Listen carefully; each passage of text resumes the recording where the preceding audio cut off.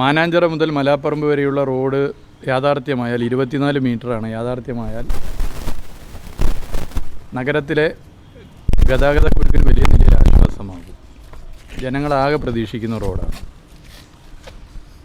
ഫെബ്രുവരി മാസം ഇതിൻ്റെ പ്രവൃത്തി പൂർത്തീകരിച്ച് കേരളത്തിൻ്റെ ബഹുമാനപ്പെട്ട മുഖ്യമന്ത്രി ശ്രീ പിണറായി വിജയൻ തന്നെ ഇത് ഉദ്ഘാടനം ചെയ്യുമെന്നുള്ള വിവരം അറിയിക്കാനാണ് നിങ്ങളെ വിളിച്ച് നിങ്ങളോടിത് പറയാനാണ് ഇങ്ങനെ ഇപ്പോൾ വിളിച്ചു ചേർത്തത്. യുദ്ധകാലാടിസ്ഥാനത്തിലാണ് ഇതിൻ്റെ പ്രവൃത്തി നടക്കുന്നത്. ഫെബ്രുവരി മാസത്തിൽ ഈ റോഡ് വരുന്നതോടുകൂടി നഗരഹൃദയത്തിലൂടെയുള്ള ഈ റോഡിൻ്റെ ഭാഗമായി ഒട്ടേറെ ഗതാഗതക്കുരുക്കിന് പരിഹാരം കാണാനുള്ള സ്ഥിതി വരും. ഇതിനു പുറമെ നഗരത്തിലെ 12 റോഡുകൾ, നഗരത്തിലെ പ്രധാനപ്പെട്ട കേന്ദ്രങ്ങളിലെ 12 റോഡുകൾ വീതി വർദ്ധിപ്പിച്ച് നവീകരിക്കപ്പെടും. ഡിസൈൻഡ് റോഡുകളായിട്ടാണ് അത് മാറുന്നത്. നമ്മൾ നിൽക്കുന്നതിൻ്റെ തൊട്ട പിറകിലുള്ള റോഡ് ഉൾപ്പെടെ 12 റോഡുകൾ അതിൻ്റെ ഫണ്ട് അനുവദിച്ചു. അതിൻ്റെ മറ്റു കാര്യങ്ങളിലേക്ക് കടക്കുകയാണ്. കോഴിക്കോട് നഗരത്തിലേക്ക് കടക്കുമ്പോൾ തന്നെയുള്ള ദേശീയപാതയിലെ ചെറുവണ്ണൂർ മേൽപ്പാലത്തിൻ്റെ പ്രവൃത്തി നിങ്ങൾ കാണുന്നുണ്ട്. യുദ്ധകാലാടിസ്ഥാനത്തിൽ നടക്കുകയാണ്.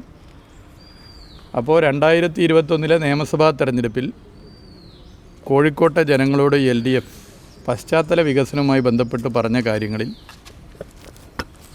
വലിയൊരു ശതമാനം കാര്യങ്ങൾ യാഥാർത്ഥ്യമാകുന്നു എന്നുള്ളത് പങ്കുവെക്കുകയാണ്. ജനങ്ങൾ ഉയർത്തുന്ന ന്യായമായ ആവശ്യമുണ്ട്.